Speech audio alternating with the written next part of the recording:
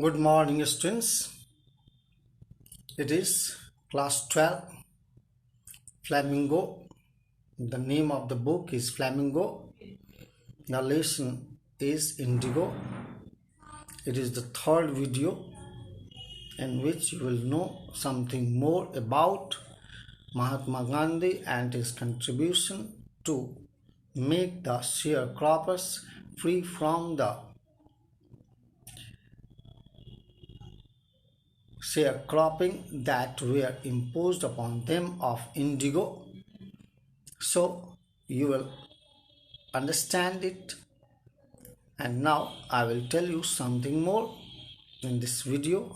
If you are learning the first video, second video, then you must see the third video also, that will tell you something more. Most of the arable lands were divided into large estates owned by Englishmen and worked by Indian tenants. Tenants means those who worked on their land and had to pay some part of the yield to the Englishmen. The chief commercial crop was indigo in those days. The landlords compelled all tenants, all renters to plant 3/20ths or 15% of their holdings with indigo and surrender the entire indigo harvest as rent. Now it is the point that you must remember. What kind of exploitation all the sharecroppers had to face, that they had to plant 3/20ths or 15% of their holdings with indigo and surrender the entire indigo harvest as rent. Such a cruelty was there. This was done by long-term contract. An agreement was made for a long time. Presently, the landlords learned that Germany had developed synthetic indigo. They thereupon obtained agreements from the sharecroppers to pay them compensation for being released from the 15% arrangement. Now they understood that there is no demand and price just fell down in the market, international market. The sharecropping arrangement was irksome, troublesome to the peasants, and many signed willingly. Those who struggled, resisted, opposed, they had to engage lawyers. The landlords hired thugs, brokers. They terrorized them, they feared them. Meanwhile, the information about synthetic indigo reached the illiterate peasants who had signed. They wanted their money back. At this point, Gandhi arrived in Champaran. He began by trying to get the facts. First, he visited the secretary of the British landlords.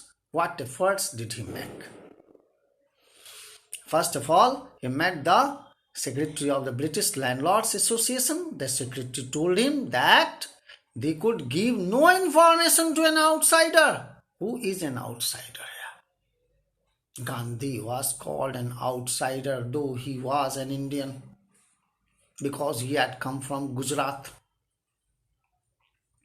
Gandhi answered that he was no outsider. He is an Indian. Next, Gandhi called on the British official commissioner of Tirhut division. What do you mean by Tirhut division? Muzaffarpur commissionary. It was called Tirhut, and it is still called Tirhut, in which the Champaran district lay. Motihari it is, from where Radha Mohan Jha that very person belongs to is an MP. The Commissioner Gandhi reports proceeded to bully me and advised me forthwith to leave Tirut. And that very commissioner asked him to leave Tirut because he was an outsider. Gandhi said he would not. He just opposed.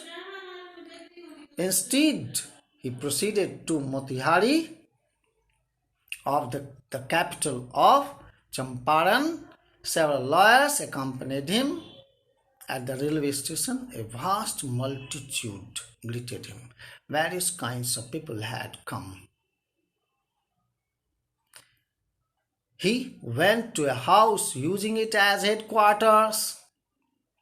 He made it headquarters, continued his investigations. He wanted to gather information from various kinds of people. A report came in. What was the report? That a peasant had been maltreated, badly treated in a nearby village. Who maltreated? The British policeman. Gandhi wanted to see. The next morning, he started out on the back of an elephant. He had not proceeded far when the police superintendent's messenger overtook him. He followed him. SP messenger ordered him to return to town, but he said no. The messenger of the superintendent of police asked him to follow in his carriage car. Gandhi complied. No. The messenger drove Gandhi home, where he served him with an official notice to quit Champaran immediately. He was asked to leave Champaran immediately. Gandhi signed a receipt for the notice and wrote on it that he would disobey the order. How polite he was! He did not react violently, though he reacted politely with a conviction that he would disobey the order. In consequence, as a result, Gandhi received a summons, official order to appear in court the next day because he did not obey the order.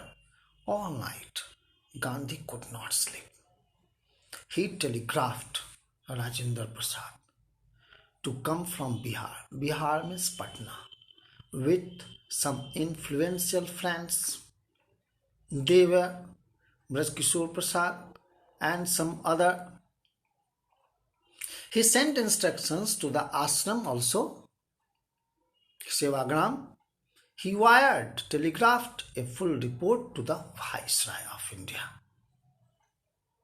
Morning found the town of Motihari black with peasants. Means large number of peasants gathered in Motihari. They did not know Gandhi's record in South Africa. They had come to know. They had merely heard that a Mahatma who wanted to help them was in trouble with the officers, authorities.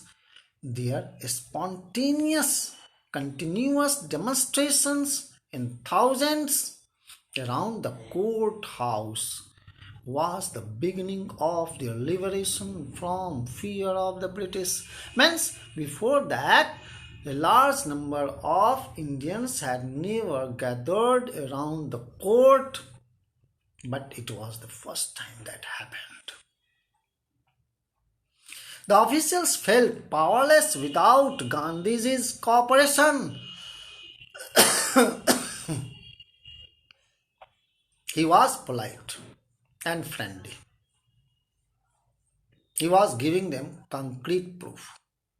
Gandhi had proof because he had investigated. He thought dreaded and unquestioned could be challenged by Indians. All the officers, judges Administrators were afraid because it was the first time that the Indians had challenged. The government was baffled, shocked, and surprised. The prosecutor requested the judge to postpone the trial. Apparently, very clearly, the authorities wished to consult their superiors. Superior officers were consulted. Gandhiji protested against the delay. He did not want any delay. He read a statement pleading guilty. He was involved. He told the court. What did he tell? In a conflict of duties. What was that conflict of duties? Means the British officers should do their duty and he was doing his duty. So there was a struggle between the both. On the one hand, not to set a bad example as a lawbreaker because he was not an outsider. On the other hand, to render the humanitarian and national service means he was a human being. As a human being, he should help those people who are in trouble, who are maltreated. And it is his national service, and no one could deny him, for which he had come. He disregarded the order to leave, not for want of respect. Means he had no disobedience, but for the respect, for want of respect, for lawful authority, but in obedience to the higher law of our being, the voice of conscience. Means he could hear the voice of his mind and heart. He asked the penalty due. Penalty due. What does it mean? That they have done some crime. The magistrate announced that he would pronounce sentence after a 2-hour recess because he was helpless. If he just did not give him the bell, or if he would not quit him, certainly there would something go wrong. So he took a time of 2 hours and asked Gandhi to furnish bail for those 120 minutes. In 2 hours, he should produce a petition for the bail. But Gandhi refused. The judge released him without bail. It was the victory. When the court reconvened, the judge said he would not deliver the judgment for several days. Meanwhile, he allowed Gandhi to remain at liberty. Means it was his strong decision that made him at liberty, provided him liberty, and the judge had to bend down. Thank you, children. I will tell you something more in the next video. If you like it, you will just understand, and I think you will understand it much better. Thank you.